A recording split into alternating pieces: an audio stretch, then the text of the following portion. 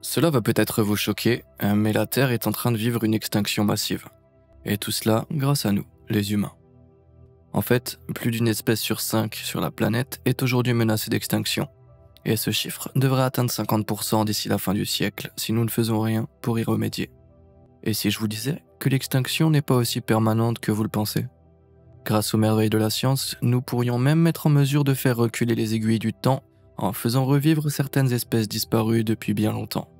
Alors sans plus attendre, voici quelques animaux disparus qui pourraient à nouveau fouler le sol de la Terre.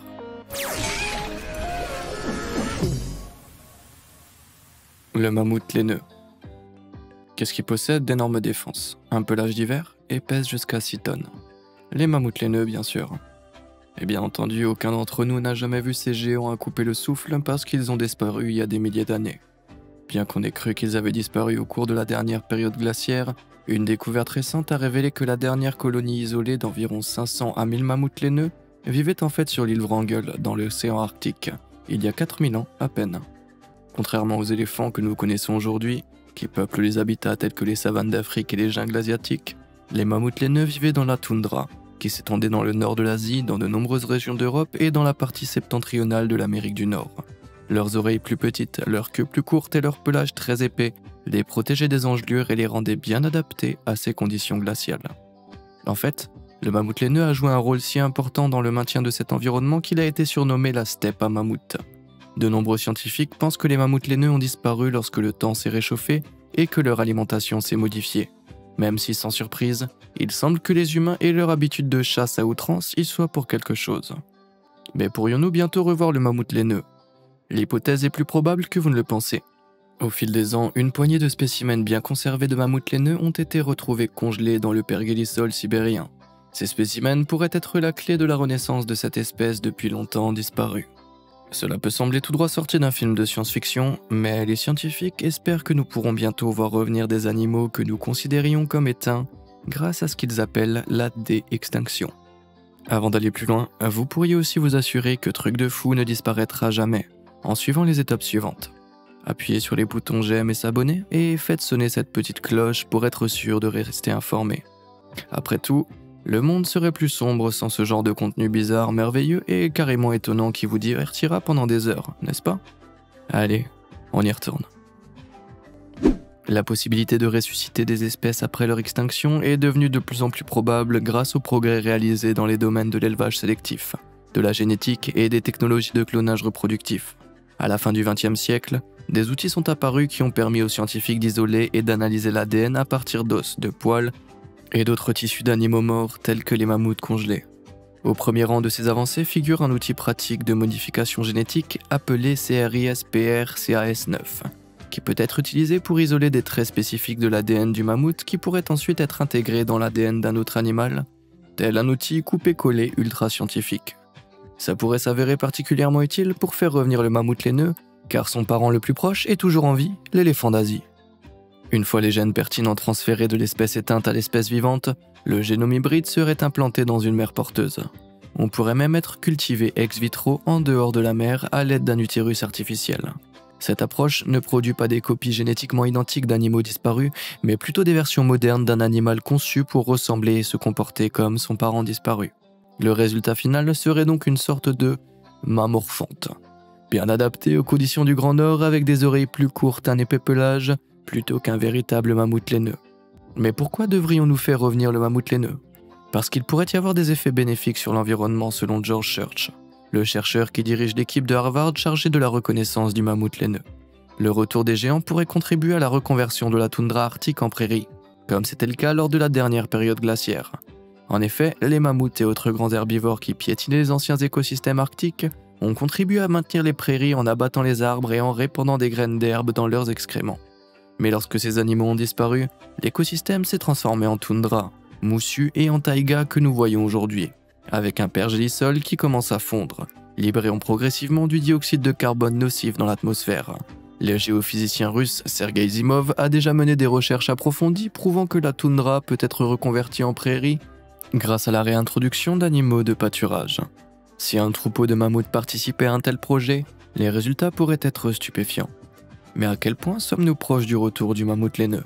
En 2017, Church a déclaré que nous pourrions voir des mammouths laineux vivants dans quelques années, tandis que le docteur Tom Ellis, qui dirige la recherche sur la biologie synthétique et l'ingénierie du génome à l'Imperial College de Londres, pense qu'il faudra au moins 10 ans. Mais les choses avancent chaque année. En 2019, des scientifiques de haut niveau du Japon ont fait une percée lorsque des cellules prélevées sur un mammouth préservé, vieux de 28 000 ans, ont montré des signes de vie. À ce stade, la question est donc de savoir quand, et non si nous reverrons ces géants marcher parmi nous. Thylacine. Toutes ces discussions sur la déextinction sont peut-être passionnantes, mais nous sommes encore loin de recréer Jurassic Park. Parce que ces nouvelles technologies de renaissance reposent principalement sur l'analyse de l'ADN qui peut être récupéré à partir de spécimens bien conservés. La déextinction ne se tend pas encore aux dinosaures, en partie à cause de l'âge extrême des spécimens et de la dégradation sévère de l'ADN au fil du temps. C'est pourquoi il est plus probable que des espèces disparues beaucoup plus récemment soient ranimées, comme le thylacine, également connu sous le nom de tigre de Tasmanie. Il s'agissait d'une grande créature de couleur sable avec des rayures sombres distinctives le long du dos, une tête de loup et une longue gueule raide. Le thylacine était originaire du continent australien, de la Tasmanie et de la Nouvelle-Guinée. On pense qu'il s'est éteint sur le continent australien il y a environ 3000 ans, mais qu'il a survécu sur l'île méridionale de Tasmanie jusqu'au XXe siècle. Le thylacine étant un prédateur essentiel, on l'accusait de tuer des moutons et le gouvernement appliquait des primes, ce qui a finalement contribué à l'éradication de cette espèce. Le dernier thylacine connu était un spécimen mâle qui a été emmené au Hobart Zoo d'Australie, où il est mort le 7 septembre 1939. Comme si le fait d'avoir pratiquement tué toute l'espèce n'était pas suffisant, ce thylacine serait également mort de négligence. Ayant été enfermé hors de son abri, il a été exposé à un phénomène rare de climat extrême en Tasmanie, chaleur extrême pendant la journée et température glaciale pendant la nuit. C'est ainsi que le thylacine a disparu pour de bon. Mais tout cela est peut-être sur le point de changer. Environ 750 spécimens de thylacine sont conservés dans les musées, et la plupart sont des peaux ou des os avec peu d'ADN viable. Mais 13 petits ont été retirés de la poche de leur mère et conservés dans de l'éthanol. Et il a été annoncé en 2017 que l'un de ces bébés, conservé au Melbourne Museum, avait fourni suffisamment de matériel génétique de haute qualité pour que les chercheurs puissent séquencer l'intégralité du génome de l'animal. Pour ceux qui ne parlent pas couramment la science, un génome est en fait un ensemble complet d'instructions génétiques d'un organisme. Étant donné que chaque génome contient toutes les informations nécessaires à la construction de l'organisme et à sa croissance et à son développement, le séquençage réussi à l'un d'entre eux signifie que les scientifiques disposent désormais du schéma génétique permettant de ressusciter un animal éteint. Le génome du thylacine a révélé des détails sur l'évolution du marsupial et son déclin vers l'extinction. Il s'agit d'une étape cruciale dans le cadre d'un éventuel projet de clonage de la créature. Le clonage peut sembler un non-sens de science-fiction, mais il s'est déjà avéré être une option viable. Dans les années 90, une technique connue sous le nom de transfert nucléaire de cellules somatiques, TNCS, a été utilisée pour produire le premier clone de mammifère, Dolly la brebis, qui est née en 1996 et est morte en 2003. Mais pour cloner un animal éteint, les scientifiques prennent une cellule conservée et en extraient le noyau. Ils échangeraient ensuite le noyau avec une ovule du plus proche parent vivant de l'animal et implanteraient l'ovule dans un hôte de substitution. Les animaux disparus depuis longtemps, comme le mammouth laineux, ne pourront peut-être jamais être clonés.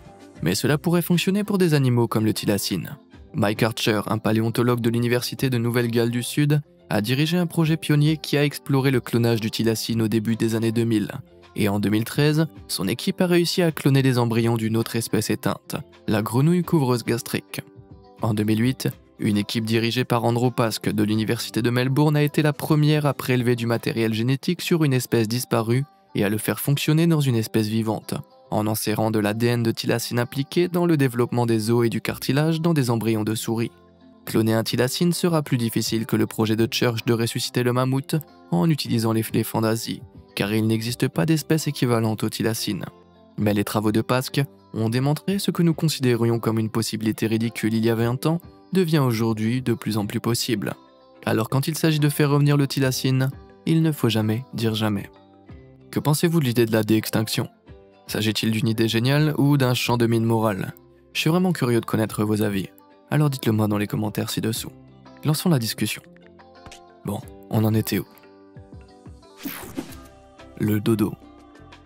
L'oiseau dodo est un soupir de remords bien trop courant lorsqu'une nouvelle espèce vient s'ajouter à la liste toujours plus longue des extinctions récentes.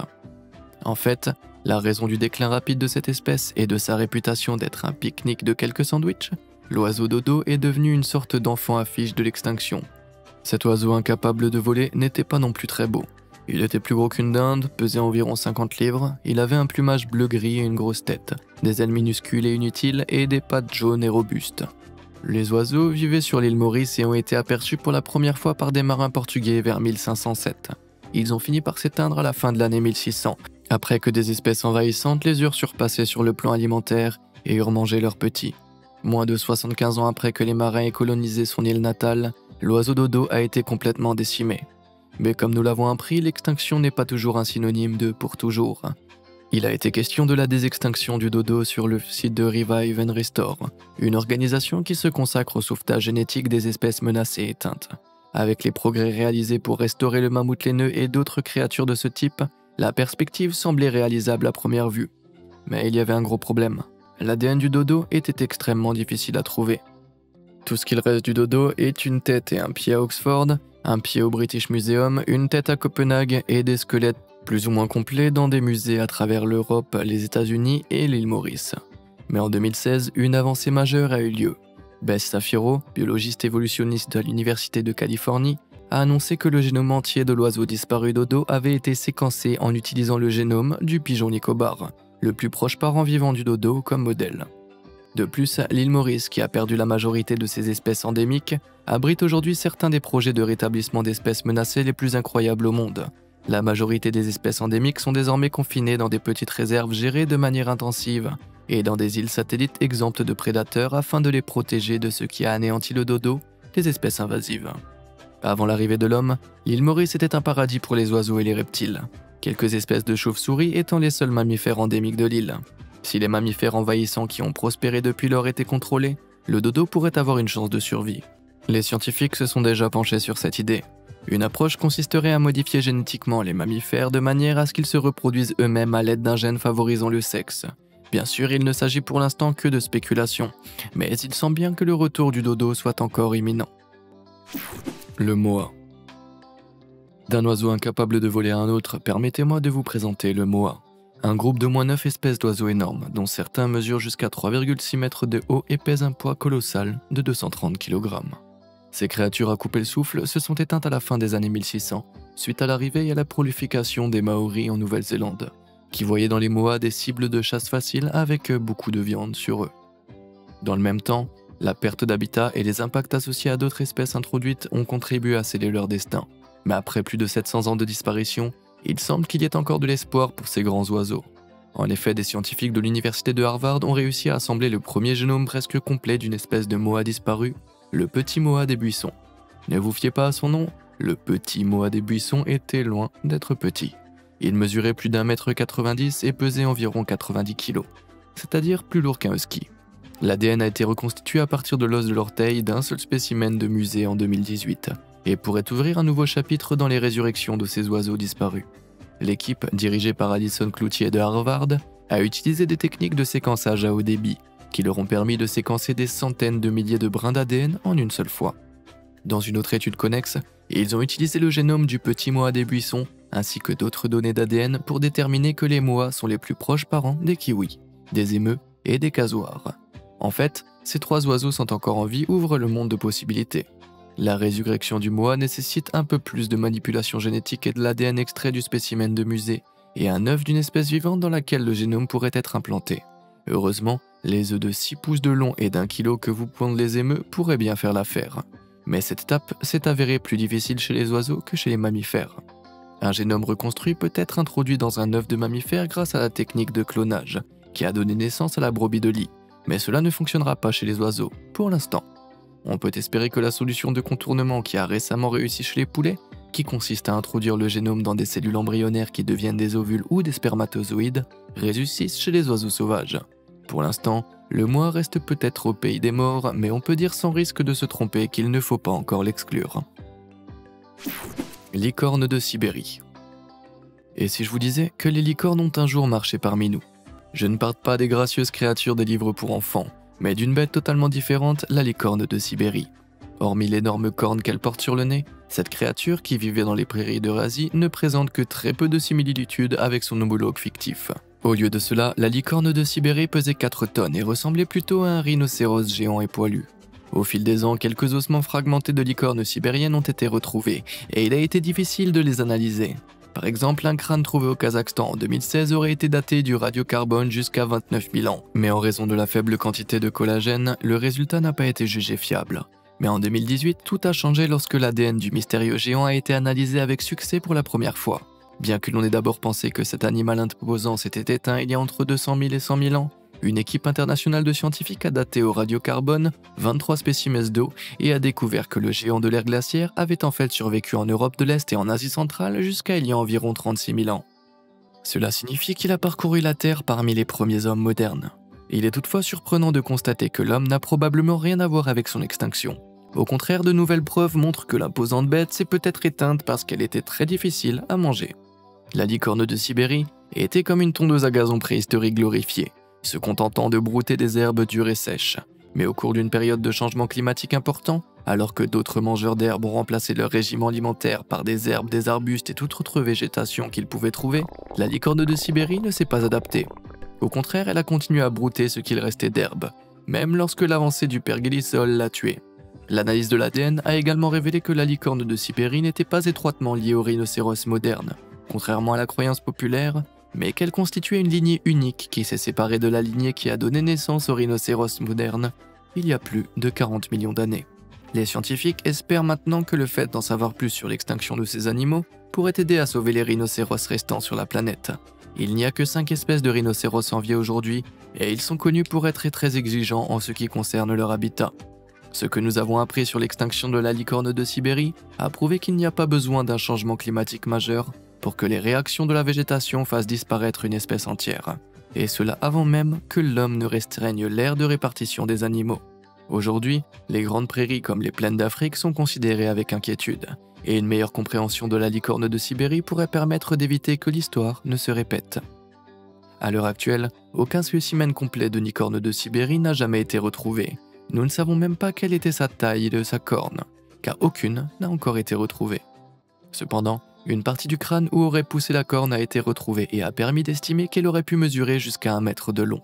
La quantité d'informations que nous ne pouvons tirer de ces magnifiques créatures dépendra de la quantité d'ADN qui pourra être récupérée. Si un spécimen parfaitement préservé, comme celui du mammouth laineux, était trouvé congelé dans la glace par exemple, les scientifiques pourraient être en mesure de séquencer avec succès le génome complet, ce qui constituerait une première étape vers leur résurrection. Ainsi, même si nous ne verrons peut-être pas ces créatures aussitôt que d'autres candidats à la disparition, il y a certainement des raisons de s'y intéresser. Pigeons voyageurs. Je sais ce que vous pensez, la dernière chose dont le monde a besoin, c'est de pigeons. Mais vous serez peut-être surpris d'apprendre que l'un des principaux candidats à l'extinction est précisément le pigeon voyageur. Il s'agit d'un petit oiseau gris à poitrine rose-rouge qui était autrefois extrêmement commun en Amérique du Nord, mais qui a disparu vers 1900. Contrairement aux pigeons d'aujourd'hui qui sont généralement considérés comme des nuisibles, les pigeons voyageurs, dont le nombre est estimé à près de 5 milliards au début du 19e siècle, ont joué un rôle dramatique dans le façonnement des forêts qu'ils habitaient. Leur nombre était si important et leur déjection si répandue et inflammable qu'elles détruisaient les arbres et multipliaient les incendies de forêt. Je sais que ça semble pas très positif, mais écoutez-moi. Après l'extinction des pigeons voyageurs, ces perturbations naturelles saines ont cessé. Les chênes blancs ont perdu leur principal mode d'élimination des graines, et les forêts n'ont plus jamais été les mêmes depuis. Mais pourquoi cette espèce fonctionnelle unique a-t-elle disparu? Il semble que la raison de l'extinction des pigeons voyageurs soit, vous l'avez deviné, l'homme. Les gens mangeaient des pigeons voyageurs en grande quantité, mais ils étaient également chassés et tués parce qu'ils étaient perçus comme une menace pour l'agriculture. Lorsque les Européens ont migré à travers l'Amérique du Nord, ils ont éclairci et éliminé les grandes forêts dont dépendaient les pigeons. Alors que les pigeons étaient déjà en voie d'extinction, 250 000 oiseaux, le dernier grand troupeau, ont été abattus en une seule journée en 1896.